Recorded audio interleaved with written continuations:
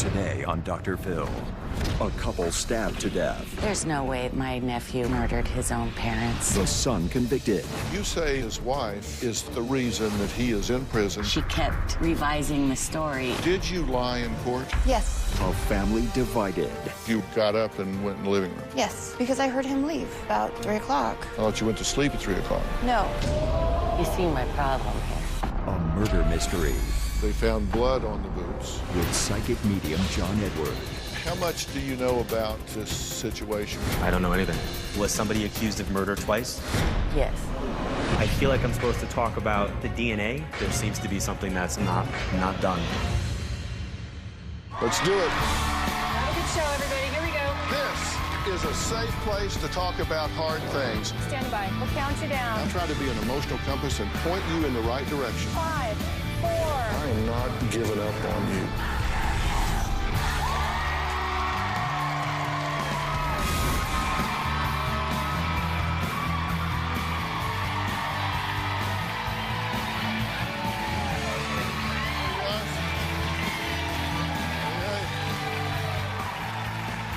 Thank you very much.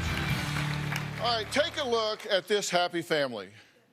They look like they are all so close.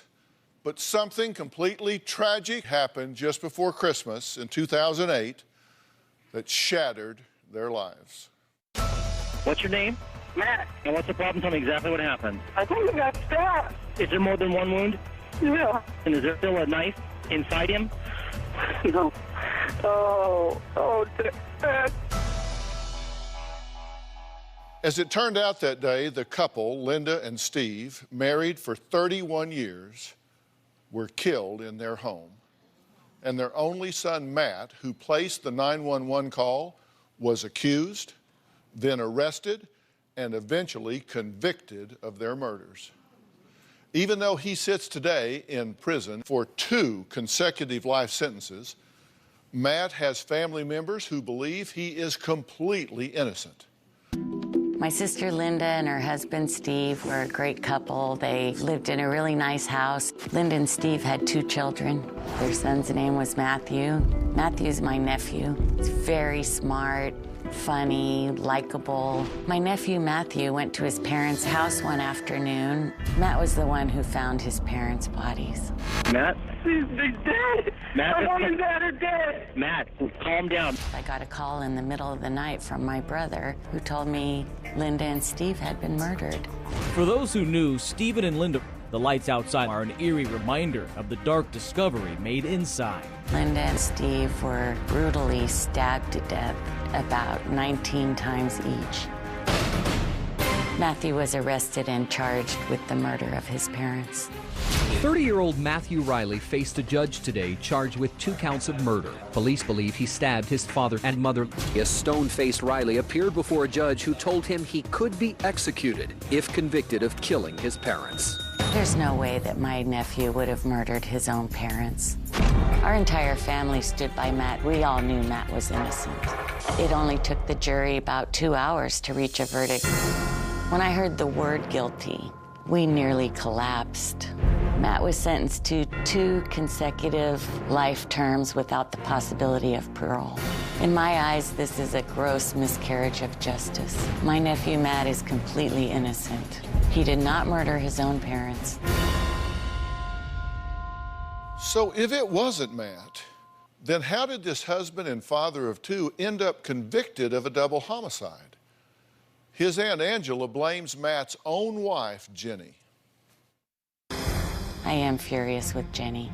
At the preliminary hearing, Jenny told 2 different stories on the witness stand. Initially, Jenny said Matt was home with her all night, but later she changed her story to say that he wasn't. I asked myself, why would she tell a lie like that? What does she hope to gain from lying and trying to make her husband sound like a killer? Jenny knows the truth. The truth is Matt was home. Matt did not kill his parents. He was home with her. I believe Jenny began to lie because she felt that the police weren't satisfied with what she said, and she kept revising the story until she came up with one that they were happy with. I want the world to know that my nephew Matt is an innocent man I wrote to the Dr. Phil show. Anyone I could think of that might listen and might be able to help find out who really killed my sister. Okay, Angela, this has got to be terribly painful for you. You do not believe that he's the murderer. I know that he's not the murderer. How do you know that? You weren't there. I wasn't there, but I was there for every day of his trial. I heard all the evidence. It wasn't just reasonable doubt. It was clear he did not do it, and I don't understand how he was convicted. Matt tried to commit suicide shortly after their death and after he had been arrested, correct? He hadn't been arrested yet, but he knew the investigation was focused solely on him. Was this because he was overcome with grief or because he was overcome with guilt? I'm certain that it was grief. It wasn't only the loss of his parents, but he was being evicted from his home. His marriage was falling apart. He was unemployed. He knew that he was the focus of this investigation, and he just really thought the future held nothing for him anymore. You say that Jenny, his wife, in your opinion, is the sole reason that he is in prison facing 2 life sentences without hope of parole. Why? Well, she certainly was instrumental because initially, when the police talked to her and said, "Oh, where was your husband last night?" she said, "He was home with me." But when they said, "Are you sure he was home with you? Do you think he might have sneaked out when you didn't notice?" her story began to change. These are the things that she seems to have said. Now, this is according to you, the things that you recollect, either coming up in trial or that have been reported, that he was home all night. That was the first thing. Then I thought he was home, but I slept with our kids, so I can't be certain. Then I heard him leave. Then he was with me the whole night and day, except when he went out for donuts. He could have sneaked out during the night and come home in the morning with the donuts. Now, this is his own wife. I mean, why would she lie? Why would she want him to wind up in prison? I don't think she really wanted him to wind up in prison. I think she just wanted to keep answering the question the way she felt the people wanted her to answer. Her name is Jenny, and she is here. She says she has no doubt in her mind that her husband murdered his parents. And she wants his family to stop taking his side and start taking hers. We're going to talk to her after the break.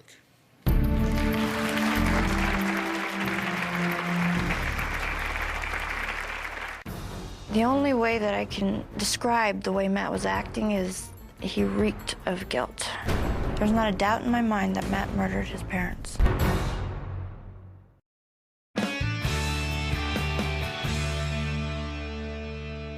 Angela says she's determined to prove her nephew Matt was wrongly accused of killing his parents, while the real murderer, who stabbed her sister and brother-in-law each 19 times, is running free. Angela blames Matt's wife, Jenny, for testifying against Matt, saying she made up lies under oath, putting her own husband behind bars for 2 life sentences without chance of parole. Jenny says not only was her testimony truthful, but she also believes Matt is a murderer. I was just about ready to doze off, about 2 or 3 in the morning, and I heard Matt go out the front door. I noticed the car was gone. The next thing I knew, it's like 7:30 in the morning, and Matt pulled into the driveway. I noticed that he had a cut under his eye. I didn't say anything to him. I was so mad. Later that morning, I noticed how Matt had done laundry. Matt never did laundry. Matt washed what he was wearing. I asked him where he had been. He said that I didn't need to know. The only way that I can describe the way Matt was acting is he reeked of guilt. It seemed like Matt was hiding something from me. Later that day, Matt all of a sudden had to go talk to his parents. That was extremely odd. About 9 o'clock that night, there was a knock on the door. 3 police detectives asked me if Matt had been home the previous night, and I told them yes. I lied to them. The detectives told me that they had found Linda and Steve murdered. I couldn't breathe. It's like everything stopped. When I saw Matt, I kept saying, "Matt, tell me what's going on. Did you do it?" He said, "The less I knew, the better off I was." She also said that he had a particular mannerism when he lies, namely licking his lips, and he was doing that. Matthew failed a police polygraph and tried to kill himself 2 days after his parents were found dead. What ran through my mind was he was guilty. Why would he do that if he wasn't guilty? I felt extremely horrified. It's the father of my children, and how could he murder his own flesh and blood? I reached out to Matt's grandfather. He was a retired police officer. I told Matt's grandfather that Matt was not home the night of the murders. He told me that I should forget that information and never say it again. I've never testified before. I felt like I had the weight of the world on my shoulders. I did not want to be the one to nail his coffin shut. I changed my story a lot, and the truth was that Matt was gone that night. There's not a doubt in my mind that Matt murdered his parents. I want to know why it is that Matt's family thinks that he's innocent. What am I missing? This is the first time Jenny and Angela have seen or spoken to each other since the trial in 2011. So, Jenny, come on out. Jenny, Dr. Phil. Dr. Phil? Good to meet you. Have a seat right here if you would. Hi, Jenny. Angela? Angela believes that you have told multiple versions of what happened here. And you know, Angela, honestly, I know the truth. And I feel sorry I don't think for your you'd know family. the truth if it bit you in the ass. Did you lie in court? Yes. Why?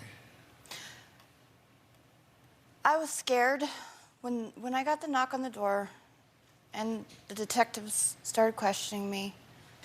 And my first instinct was to protect him. And that's the truth. Well, that's when they knocked on the door. Yes. I asked you if you lied in court. You lied on the stand under oath. Yes. Why?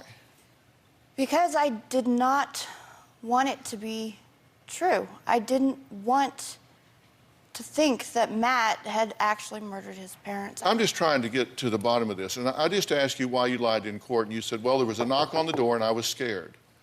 Then you said you lied because you didn't want it to be true. And I had talked to Matt's grandpa. And I had told him the information that I had, that Matt was not there that night. And he got so mad at me, and he told me that I better never say those words ever again. Okay, well, that's 3 different reasons that you lied. Now, you told detective that you went to bed around 11:30. Correct. We asked you the same thing when we talked to you, and here's what you said. I was just about ready to doze off, about 2 or 3 in the morning, and I heard Matt go out the front door. Okay, so now you went to bed at 2 or 3 in the morning. When I actually went to bed, like fell asleep, and when I went to bed, when I left the living room and went into the bedroom with the kids, I watched TV. When did you go out to the living room? It was about 3 o'clock. I thought you went to sleep at 3 o'clock. No. No, I was trying to get it straight. That's right? fine, that's fine. Just as you were dozing off, you got up and went in the living room. Yes, because I heard him leave. You see my problem here.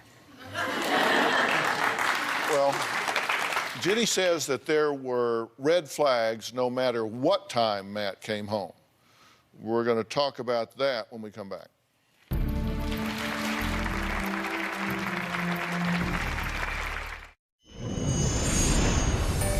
There are a couple of theories about what really happened. About a month before Linda and Steve were murdered, Linda told me that someone was stalking her. And I think that stalker broke into their house, killed Steve, killed Linda, and went away.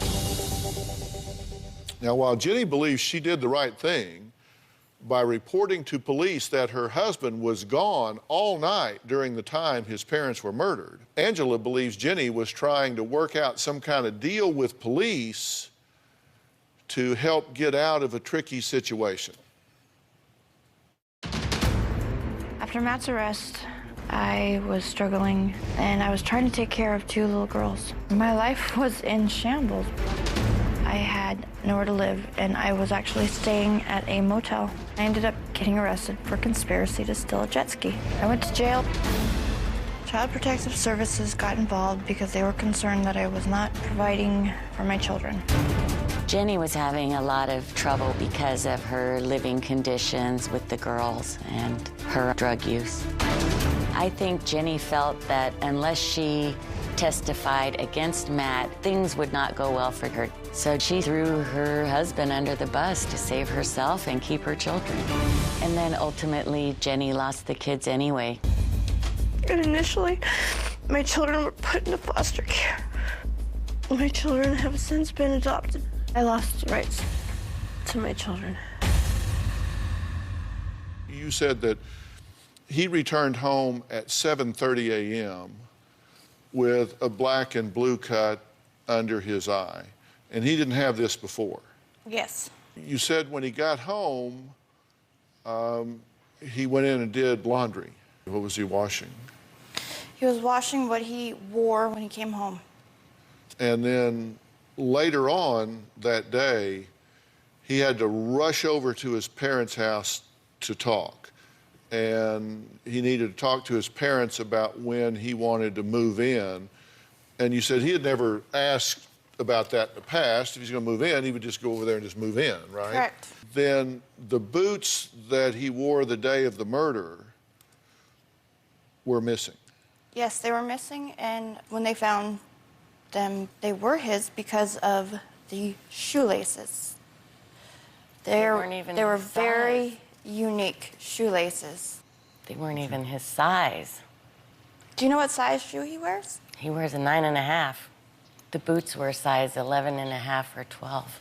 He told police that he had thrown those boots away a couple of months earlier. Yes, he did.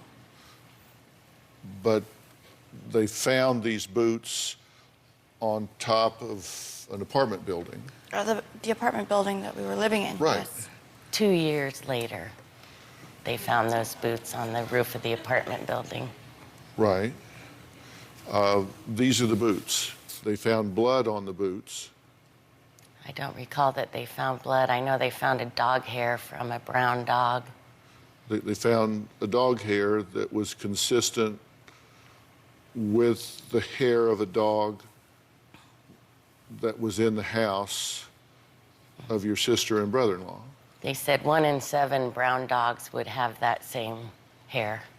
We'll talk to Matt's uncle and Angela's brother, who believes that his nephew would not have been convicted if the police fully investigated 1 drop of blood. And it's not what we're talking about being on these boots right after the break.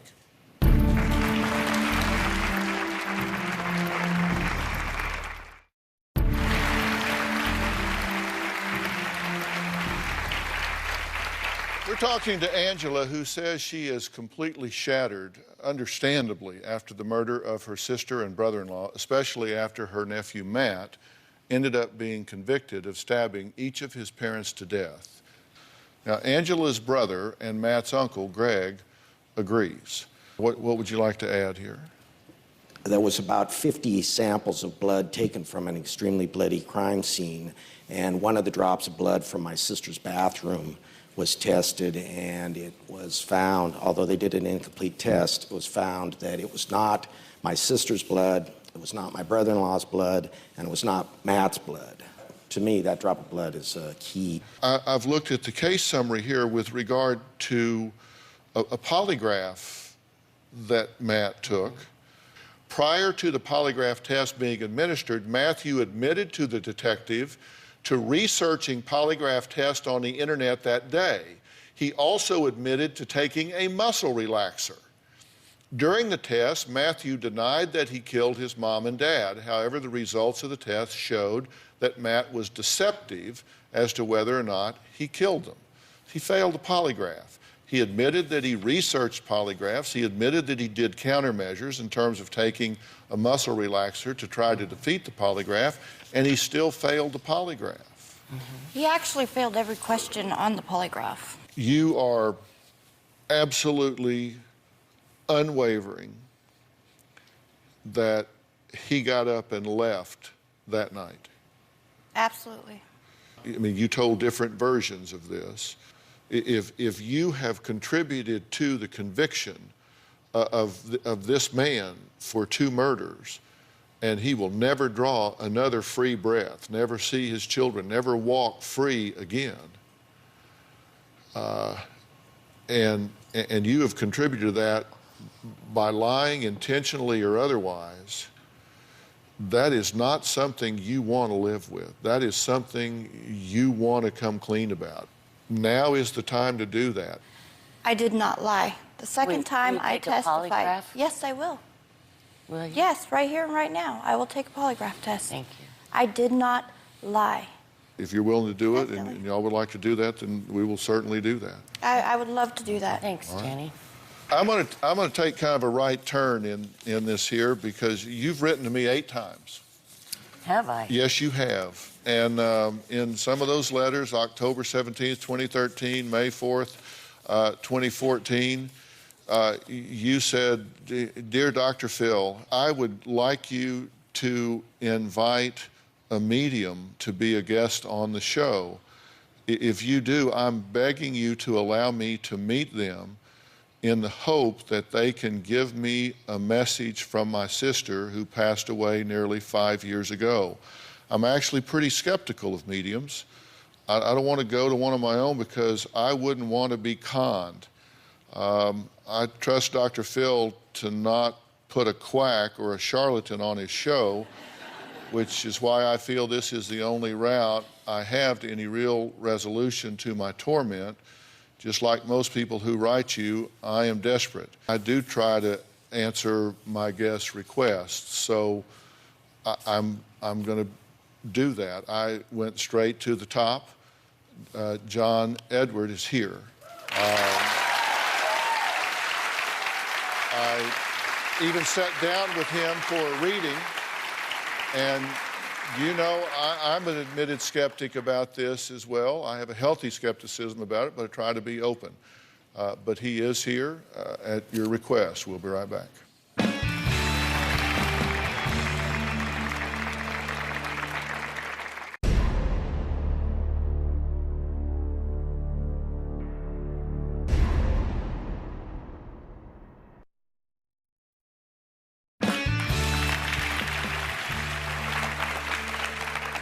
Admit it, a lot of you are here because you know a certain someone was going to be here today.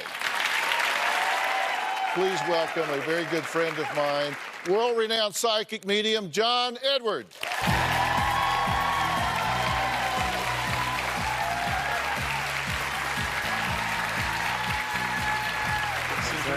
are you? All right. John is currently on tour, crossing over with John Edward. And if you are interested in getting tickets to John's world tour, go to johnedward.net/events and check out his international schedule. He also has a live web series, Evolve, that airs every Sunday. How much do you know about this situation with Angela and Jenny? I don't know anything. Okay. Well, I'll just let you start talking. Let's just start with Angela if you can. Okay. Here's the disadvantage that, for me, just doing this work is that I have absolutely no control over what happens. Is that okay? Yeah. But if I can't read them, you're gonna get mad? Yes. Very much so. You're gonna be mad. So first and foremost, there's no fire connection to you? Nobody in a fire, correct? Okay. Correct. So if I go over there in that section, is there some type of fire story in that back section over there? Are you guys together? Yeah, we're together. Okay. Say it again. We're talking about the same person. Okay, and did this person pass in a fire? She was dismembered and burnt in a say yes. Yes.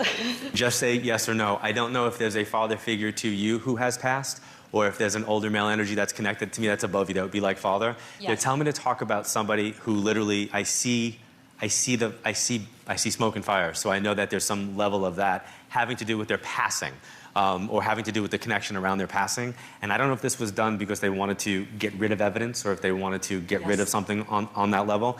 And is somebody now pregnant? The person who died was. So the person who passed was pregnant? Yes. Okay. There's a reference to two people. There's two people. Yes. So I don't know if we're talking about two people involved in this case, but two people perpetrated it, or two people were passed? Two people have passed. You're telling me that this is a husband and wife that was pregnant that was killed? Yes. Yes. Did this make headlines? Yes. National. Okay, they're telling me to talk to you about Scott, or Skip, or something S-K, I don't know who that is. I don't know who that is. So she's just a friend of yours, like a contemporary? Yes. Yes. And is her dad passed, but her mom's alive? No, both of her parents are alive. No, she's with an older male that's passed, like a father. That's your dad. That would be my dad. Okay, did your dad know her? No, but I told him, I talked to him earlier on the other side. So you had your own personal conversation with your dad and said, do me a favor? I did, and I told him to bring our friend because he's supposed to read these people, Yes. interrupt the show. I asked my dad to bring forward my friend. Okay, let me just say this now. In conjunction to what you asked me to do here, is there a similarity, like where someone's murdered, or is there a similarity in some case, in some way to this? Yes. So I feel like I'm supposed to talk about something about, I guess, the DNA, or something about looking at understanding DNA, or maybe DNA helps to kind of point a finger at something, but there's still unanswered questions. So is your case unsolved, like that one's not unsolved, but uncompleted or incompleted in some way? Yes. Okay, and I feel like I'm supposed to associate that if it's like that, and that's a wife and a husband that have passed, that there's got to be a connection, that there's a couple of people that might have passed as well. Does that make sense? Yes. Who's the younger female? There's a younger female reference that they want me to talk about. They're making a big deal about the younger female. The baby was going to be a girl. So they know that? Yes. Yes. Okay. They had named her, and that's the SK. Oh, that's right. I just thought of that. That was the baby's They already name. named the baby. What was her name? Skylar. That's the SK. That's right. That's right. Hey, hey. Hey. There he is. Nice to see you. Who has the D name around you? His passing is shocking. I got a text message from him. He dropped dead minutes later.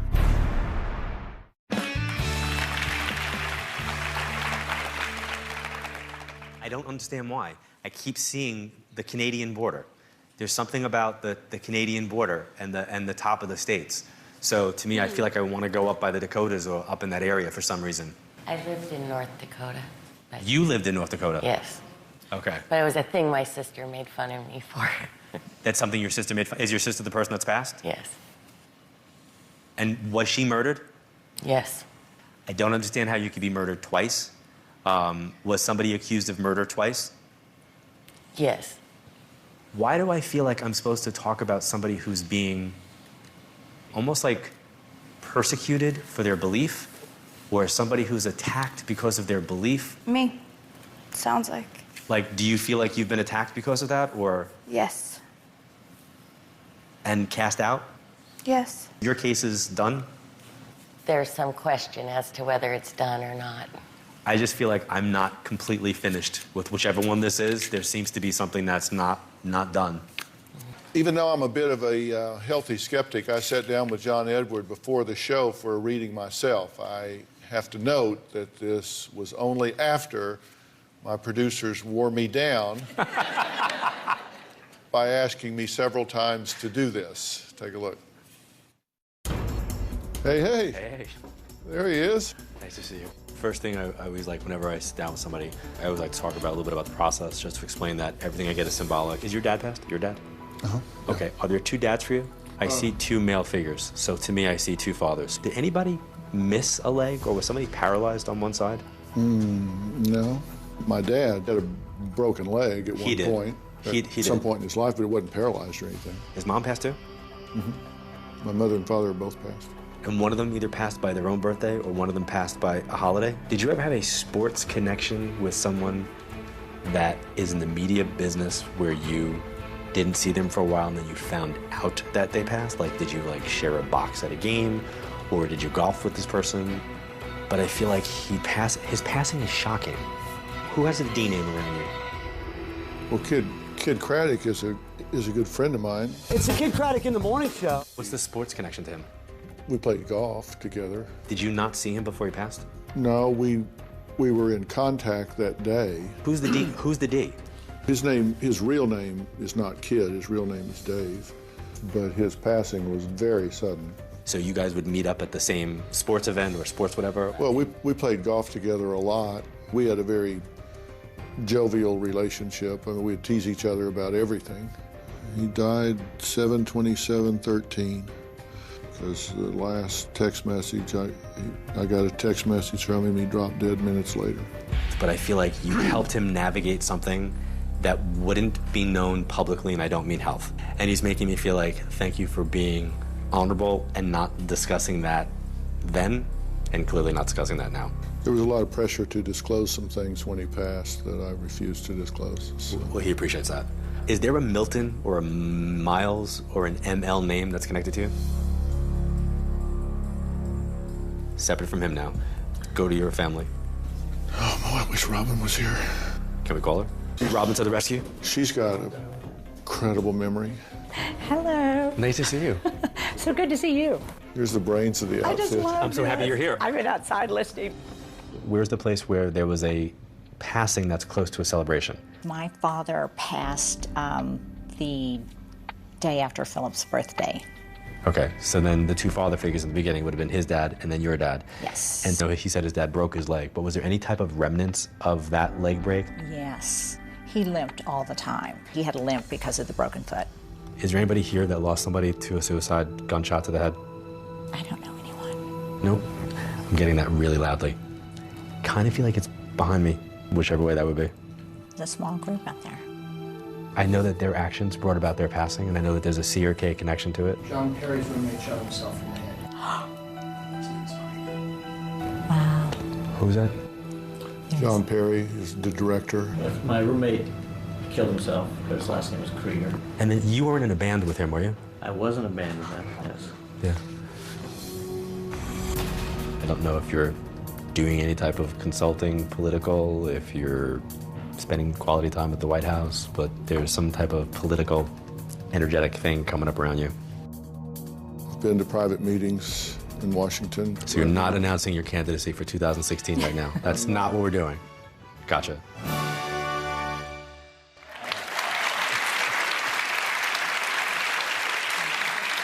You won't believe what happened with John before the show, right after the break.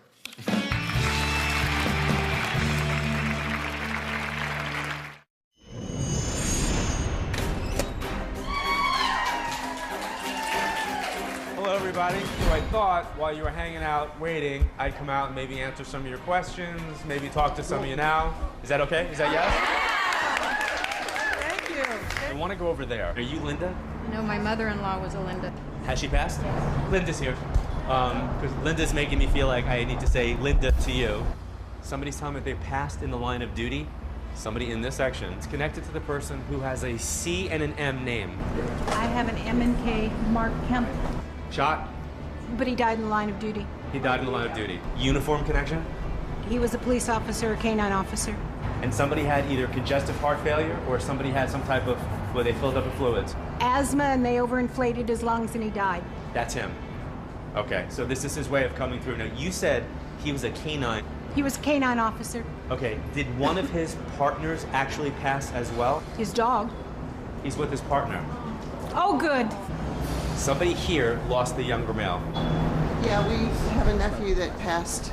Okay, so if this is for you, was his passing also very quick? He was killed in Afghanistan.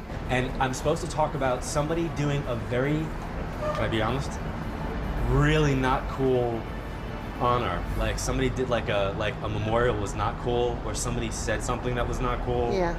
Or somebody said something that was completely inappropriate. Do you understand? Yeah. Okay, he's making me feel like shrug it off, like no big deal. I hope this helps. Thank you very, very much. Thank you.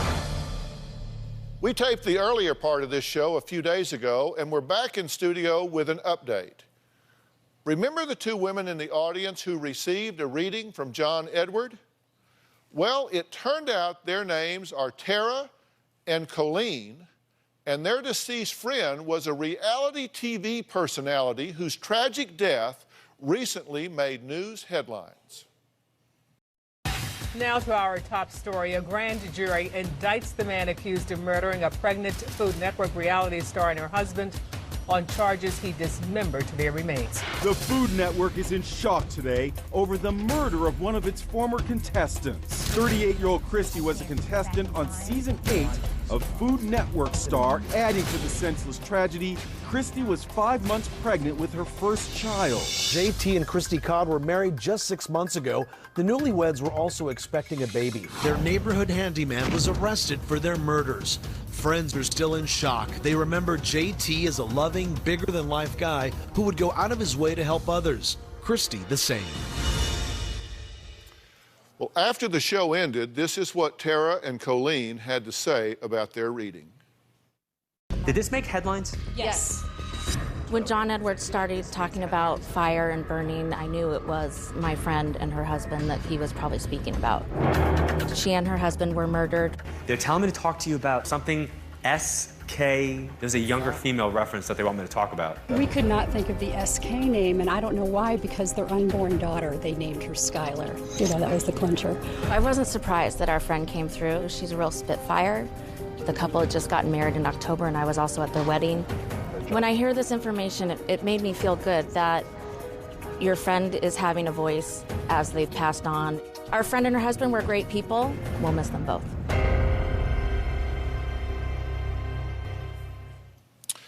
Now switching gears slightly, remember Angela and Jenny from earlier in the show? Jenny agreed on stage to take a polygraph test to help clear her name after admittedly flip-flopping her stories to authorities in the double murder of her in-laws. Her husband, Matt, ended up sentenced to prison for 2 life sentences. So after the show, I flew polygraph examiner and former FBI profiler Jack Tremarco to Jenny's hometown to administer the test. That is when things took a sharp turn. Take a look.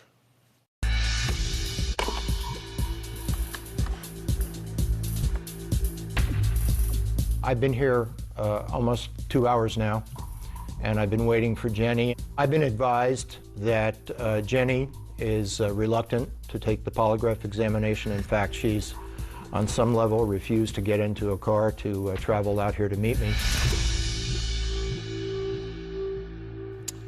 Well, I know Angela wanted the results very badly, and Angela is joining us on the phone to share her thoughts on what happened. You just watched the update that we just played, correct? Yes. What's your reaction? I'm really not surprised that she didn't take it. And I really was surprised she even agreed to take it in the first place. Well, she did agree to take it, and of course, we offered to provide it to her here. She declined that, so we offered to arrange for someone to provide it to her there. I agreed to fly Jack Tremarco there to provide the test over the weekend. So there would be absolutely no question of the top resource available. She wasted our time and resources, and I've often said, people who have nothing to hide, hide nothing. I think this does not speak well for her position, and you'll just have to draw your own conclusions from that. Well, thank you for trying. I really appreciate it. Well, we're going to continue to follow this situation and see if we can bring some further clarity to it, but I wanted to give you the update because I knew you were standing by to hear what was going on. Yes, thank you so much. Angela, thank you. Well, I want to thank all of my guests today, including psychic medium John Edward. Log on to drphil.com. Share your thoughts on our message boards. You can also find me on Facebook and Twitter using hashtag Dr. Phil. We'll see you tomorrow.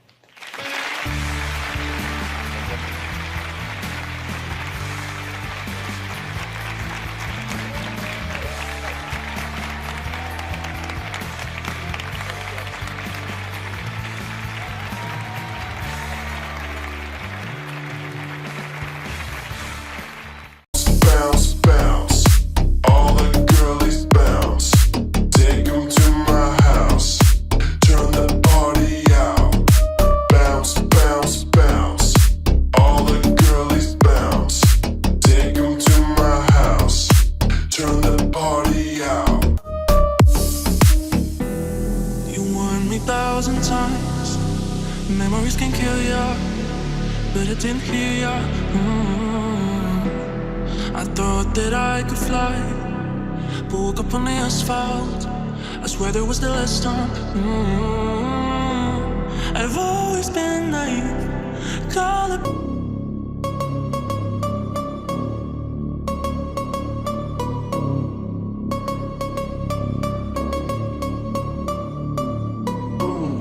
You know we gon' get it.